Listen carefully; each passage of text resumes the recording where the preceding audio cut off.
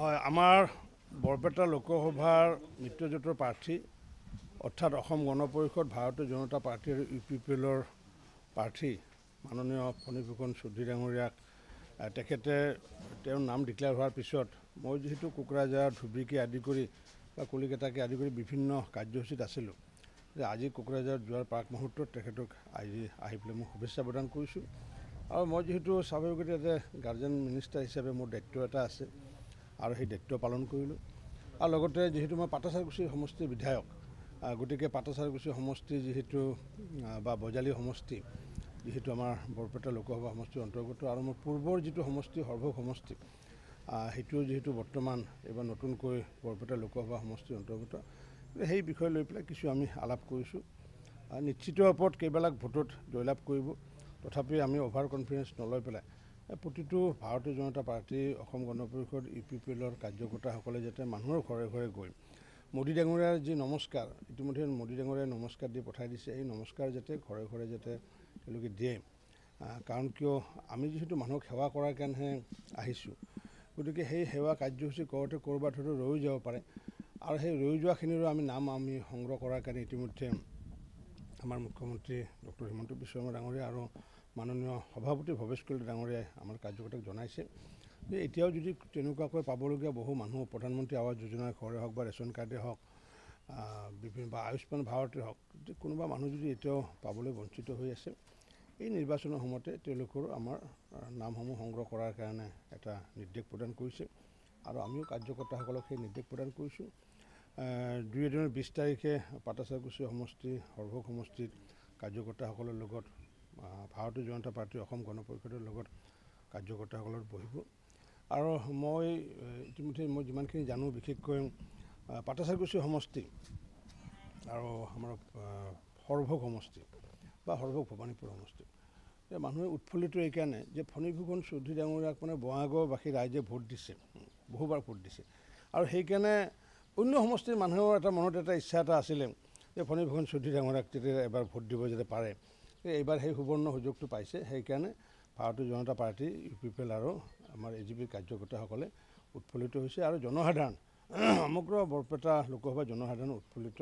মই বিভিন্ন মানুহৰ পৰা ফিডবেক লৈছোঁ আৰু এইটোৱে যে এইবাৰ ফণীভূষণ চৌধুৰী ডাঙৰীয়াক ভোট দিম মনৰ এটা সেইটো এটা উৎসাহ এটা এতিয়া ধৰক মই এই সময়ত মই কাৰণ এতিয়া জনসাধাৰণৰ ওপৰত গোটেইখিনি আহি পৰিছে নিৰ্বাচন ঘোষণা নকৰালৈ আমি বিভিন্ন ধৰণৰ কথা কওঁ গতিকে নৰৰূপী জনাৰ্দনসকলে যিসকল আছে তেওঁলোকে নিশ্চিত ওপৰত হেৰি কৰিব আৰু মই ভাবোঁ যে মানুহ ৰাজনীতিবিদতকৈ জনসাধাৰণ অধিক চতুৰ কাৰণ কিয় বিভিন্ন বিবেক লগ লাগি তেওঁলোকৰ এটা অভিমত হয় সিদ্ধান্ত হয় গতিকে সেই সিদ্ধান্ত অভিমত ইতিমধ্যে গ্ৰহণ কৰিছে আৰু সেই সিদ্ধান্ত অভিমত বেলেগ একো নহয় যে সকলোৱে মোদী ডাঙৰীয়াক পুনৰবাৰ তৃতীয়বাৰৰ কাৰণে প্ৰধানমন্ত্ৰী হিচাপে বিচাৰে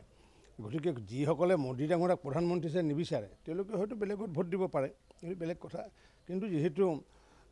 মই এতিয়ালৈ যিটো জানো যে দেশৰ সমগ্ৰ দেশৰে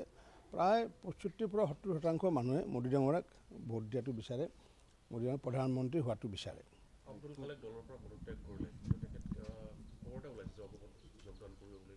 সেইটো ধৰক অসম গণ পৰিষদৰ নিজৰ দলীয় বিষয় তেওঁলোকে যদি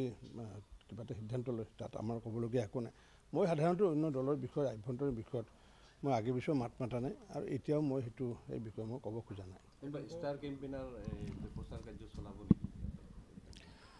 মই যিমানখিনি জানো আমাৰ বৰপেটা লোকসভা সমষ্টিত প্ৰধানমন্ত্ৰী ডাঙৰীয়া এদিন আহিব এতিয়ালৈ মই সেইখিনি জানো কিন্তু নিশ্চিত তেওঁলোকৰ পৰা একো সূচী অহা নাই কাৰণ নিশ্চিত সূচী আহিব কিন্তু মই ইমানখিনি জানো যে অসমত হয়তো ক'তো নাহিলেও বৰপেটা লোকসভা সমষ্টিৰ কাৰণে হয়তো আহিব পাৰে কংগ্ৰেছৰ হাইকমাণ্ডলৈকে দিছে যে মনোৰঞ্জন তালুকদাৰ প্ৰাৰ্থী হ'ব লাগে আৰু কংগ্ৰেছৰ প্ৰাৰ্থীগৰাকীয়ে মানে প্ৰত্যাহাৰ কৰিব লাগে বুলি বুদ্ধিজীৱী এটা দলে এখন পত্ৰ দিছে এই ক্ষেত্ৰত কি প্ৰতিক্ৰিয়া দিব এইটো ক্ষেত্ৰত মোৰ প্ৰতিক্ৰিয়া একো নাই কাৰণ কিয় মোৰ দৃষ্টিতটো অসমৰ প্ৰতিগৰাকী জনসাধাৰণে বুদ্ধিজীৱী কাৰণ কিয় এতিয়া কোনোবা কৃষক এজন সেই কৃষকজনে যি ফচল তেওঁ উৎপাদন কৰি আহিছে কিন্তু মোৰ দৃষ্টিতটো বুদ্ধিজীৱী কাৰণ কিয় আজি সৰিয়হ আমি সমগ্ৰ ভাৰতবৰ্ষতে আমি বিদেশৰ ওপৰত ডিপেণ্ডেণ্ট এতিয়া যিসকলে সৰিয়হ খেতি কৰে মোৰ কাৰণেতো বেছি সম্পদ কাৰণ কিয় সৰিয়হত তেলৰ দাম বাঢ়িলে সকলোৱে মানে আমি মূল্য বৃদ্ধিৰ কথা কওঁ কিন্তু তাৰ বিপৰীতে যদি আমি যদি প্ৰডাকশ্যন যদি নকৰোঁ গতিকে সেইকাৰণে মোৰ ডিষ্ট্ৰিক্টৰ যিসকলে সৰিয়হ খেতি কৰে তেওঁলোকেও বুদ্ধিজীৱী, মোৰ ডিষ্ট্ৰিক্টৰ যিসকলে স্কিল লেবাৰ তেওঁলোকেও বুদ্ধিজীৱী। গতিকে কোনোবা বুদ্ধিজীৱীয়ে কোনোবা পাৰ্টীক লৈ পেলাই কিবা লিখিছে, মোৰ ক'বলগীয়া একো নাই। অসমৰ প্ৰতিগৰাকী জনসাধাৰণ আমাৰ কাৰণে সেৱাৰ থলী, প্ৰতিগৰাকী জনসাধাৰণক আমি নৰৰূপী নাৰায়ণ হিচাপে গণ্য কৰোঁ। তেওঁ আজি তেখেতে নিশ্চিত ৰূপত এগৰাকী সাহিত্যিক, এগৰাকী আৰু তেখেতে লগতে সমাজসেৱক বুলিও ক'ব পাৰোঁ। তেওঁ লিখনিৰ জৰিয়তে সমাজ সংস্কাৰৰ কথাও কৈছে। কিন্তু মই কোনো ব্যক্তিকে, অসমৰ কোনো ব্যক্তিকে বুলি নহয়, ভাৰততো এইচব নায়েই কনচেপ্ট, এইটো আমাৰ অসমতে নিজে মানে সজাই লোৱা এটা কনচেপ্ট বুদ্ধিজীৱী শব্দটো। কিন্তু মোৰ কাৰণে তেনেকুৱা বুদ্ধিজীৱী শব্দৰ কোনো অভিধানত অৰ্থ নাই। সকলোৱে বুদ্ধিজীৱী, সকলোৰে বুদ্ধি আছে। কাৰণ কিয় বুদ্ধি বিক্ৰী কৰি কোনো খোৱা নাই। বুদ্ধিজীৱী কোনে হ'ব? যে সেই মানুহজনে যদি বুদ্ধিটো যদি বিক্ৰী কৰি খালেহেঁতেন। হীৰেণ গোহাঁই চাইটো বুদ্ধি বিক্ৰী কৰি খোৱা নাই। তেওঁ এটা সংস্কাৰক, তেওঁ সাহিত্য কৰিছে, তেওঁ সমালোচনা কৰিছে। গতিকে তেখেতে লিখিছে, তেওঁৰ ব্যক্তিগত অভিমত সেইটো। নাই, এইবোৰ ক'ত মোদী ডাঙৰীয়া, ক'ত মানে হিমন্ত বিশ্ব, ক'ত ফণীভূষণ চৌধুৰী আৰু ক'ত দুলুমুলু তাৰে কথা আনিম।